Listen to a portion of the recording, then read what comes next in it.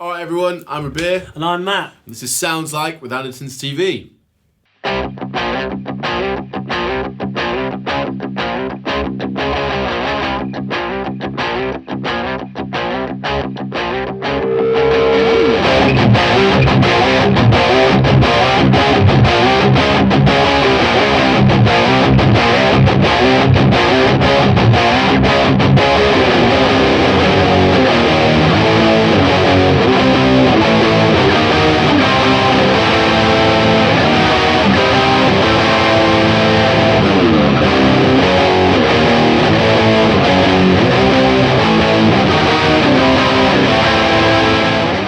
Alright man, how's it going? It's going good, it's going good. I'm excited about this one. Are you?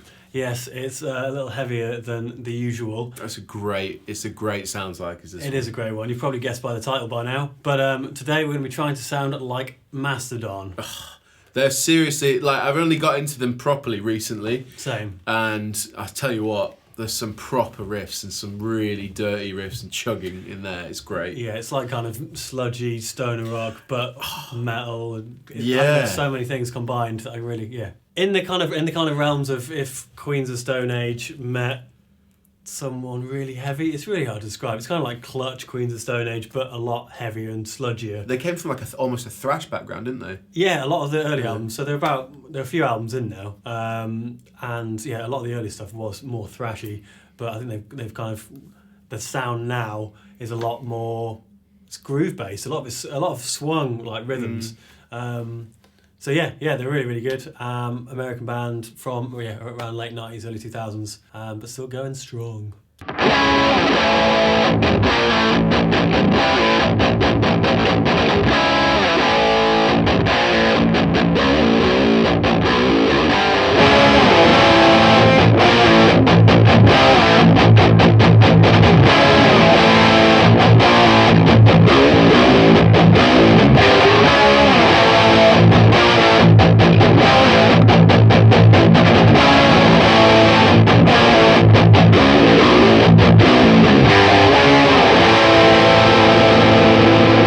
Yeah, man. They're a two-guitar band with a bass player and a drummer, and they all, to be fair, they all sing except for the rhythm guitar player, don't they? Although he's been known to, I think, sing a couple of notes here and there. Really? Yeah. So and I've been lucky enough to see them once years ago, and I wasn't really into them at the time, so I don't really remember it as such, but I would love to check them out again. Yeah, well, they're really big now, and a few albums under their belt, so yeah, great band. But so we're going to be trying to sound like them. There's two guitarists, Brent Hines and Bill Kelleher.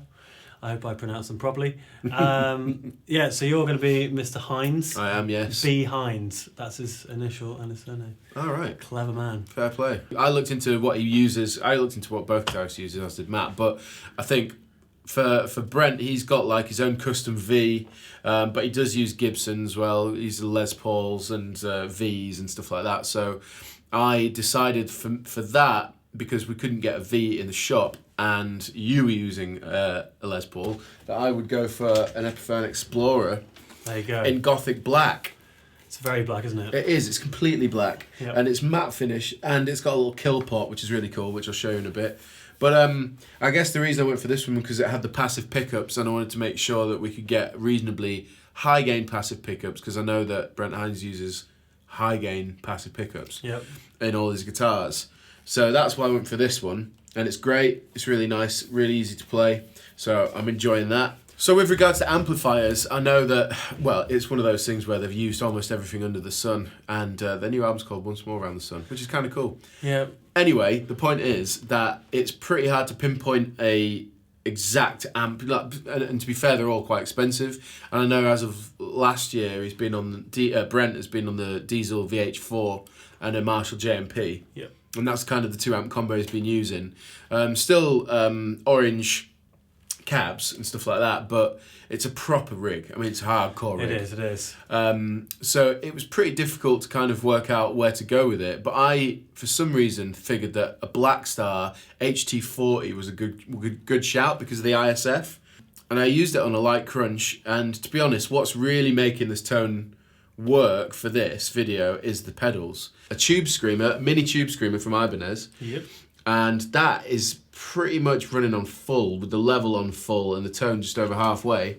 Now, what I noticed about the Mastodon tone is it's quite sludgy, and I couldn't think about how to do that on a budget without getting an amp that you're cranking and like really expensive boutique gear and proper guitars, because pickups count a lot for it. So but it's down, that's where the EQ pedal comes in. Really, yeah, that's where the Fender EQ pedal came in. The Fender Micro EQ. They're nice and cheap, aren't they? So yeah, and we just got a little V shape going on. We've pushed, if you want to get geeky on this now, we've pushed the 1.6K up a little bit, but we've got a dip at 630.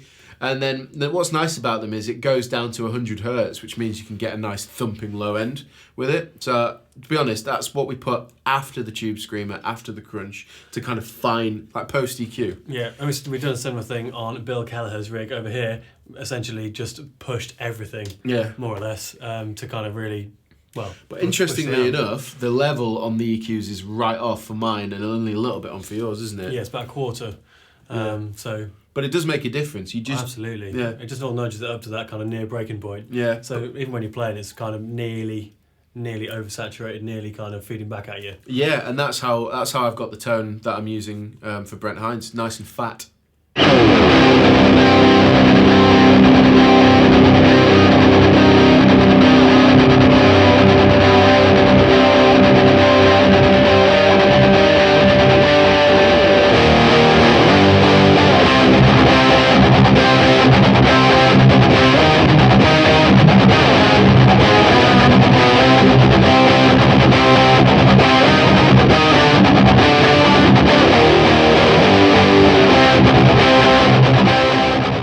What about you, man? What have you got going on? What's Matt got going on, guys?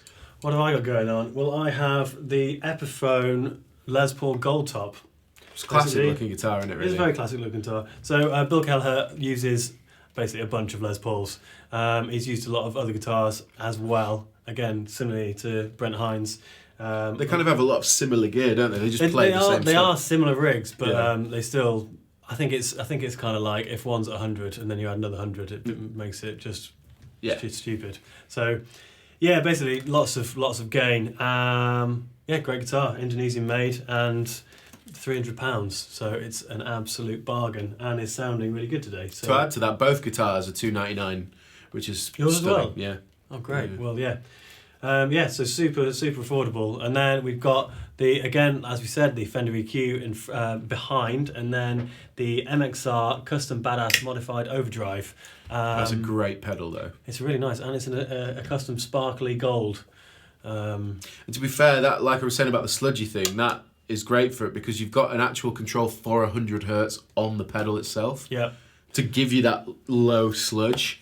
And that extra button there, the bump button. It gives it a little bump. It just, everything fattens out. There you go.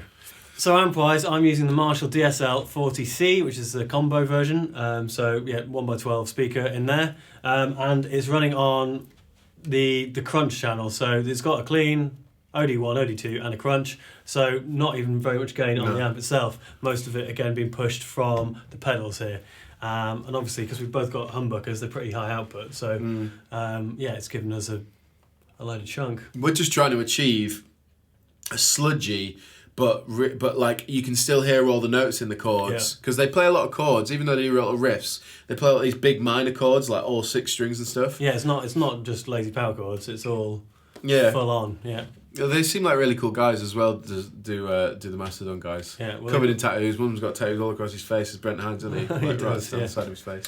I really enjoyed this playing the riffs in this. Yeah, there's some really good riffs, especially for 2 guitarists. Yeah. It's a lot of fun. So not only are they good riffs, but the tones that they use that we've tried to get, it sounds huge in the room. Yeah, absolutely. Like I hope that comes across to you guys at home, because in here it's like proper massive.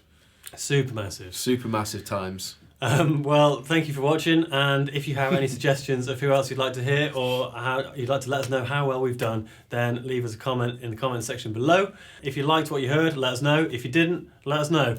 And if you have any suggestions for who you'd like to hear in the future, also let us know. I've been Matt.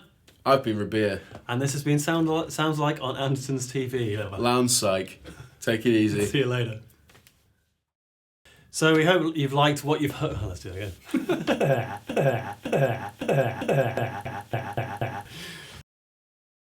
again.